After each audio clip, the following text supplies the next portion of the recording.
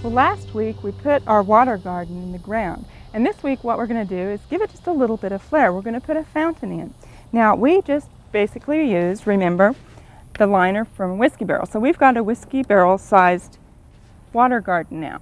So our pump that we're going to use for our fountain, we're basically using out of one of those whiskey barrel kits. It's a small pump sized just for this, and it's important to get a pump that's sized for the volume of water that you have.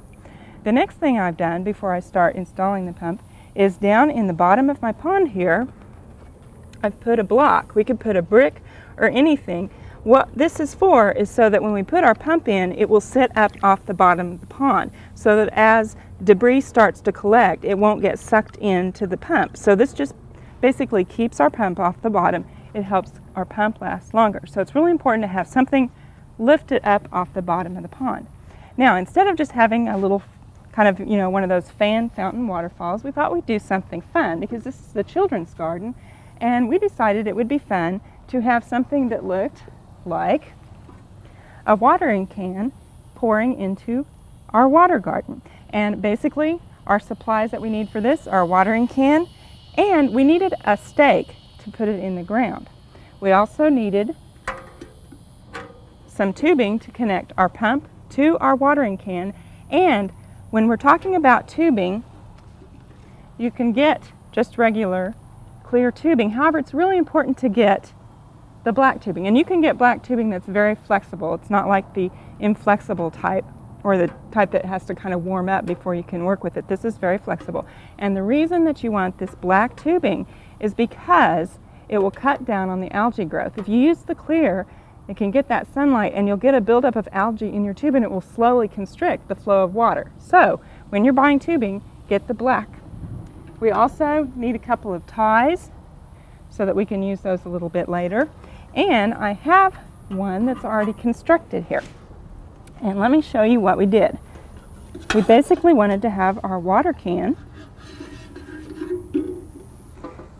suspended above the water. And what we've done is we've bolted our can to our stake with 2 bolts.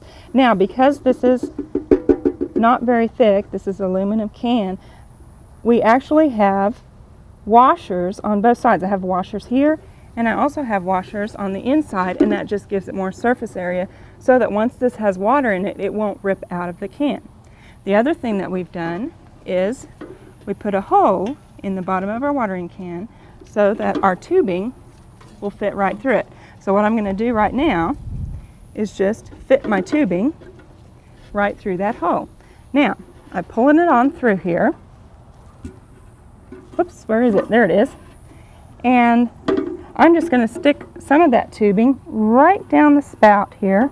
Not very far, but just to keep it down there. Now, the next thing that we're going to do is we're just going to stick our watering can in the ground. And that's why we used the stake. And this is just one of those plant stakes. And you'll notice that it's just got a little bit of an angle, and that was a very good angle for our watering can because we want it to come down over our pond here. So we've just stuck that in. It's very sturdy and it's at a good angle.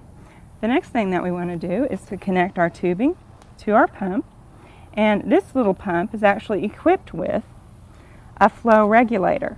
So we can use that to adjust the flow. Once we get this set up and we decide we need more or less water, we can just regulate the flow like that. If you don't have a little pump with this, you can actually purchase just a small regulator to put in between your pump and your tube here. So pretty easy. We just snap that on there. And then we're just going to set our pump down into our water garden. Now, it's really important to have enough length of cord and also enough length of tubing so that you can set your pump on this surface. You don't want to let the pump dangle, in the water by either your electrical cord or by your recirculating part here. So we've got it sitting on a firm surface. And then what I'm going to do is take one of my little ties here, and we're just going to bend this down just barely. And I don't want to kink it at the top or at the bottom, but I do want to kind of keep it in closer here with one of our ties. and that'll just keep it in so it's easier to, there we go, disguise. Now what we can do to disguise this is to put some plants here, and I'm going to go plug this in and we'll see how it works.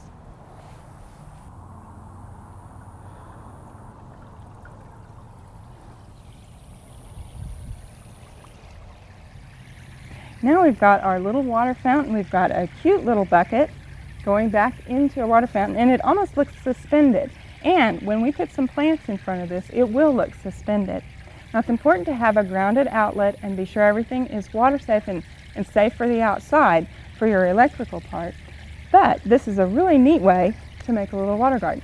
Now the original idea that I wanted to do, because I thought it would be so fun, was to make one of those, what they kind of call magic faucets, where it looks like the water's just coming out of the faucet, and when it comes down the outside of this clear tube, you basically can't even tell that anything is holding this up.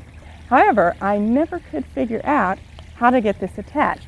So if any of you out there know how to do this, we would love to know, because I would love to make one of these. So drop us a line or send us an email, and when we find out, we'll show everybody else how to make one of these magic faucets. We hope you enjoyed this video. It's part of our OK Gardening Classics YouTube channel. You can also find more recent videos on our Oklahoma Gardening YouTube channel. And join us on social media for great gardening tips, photos, and discussion.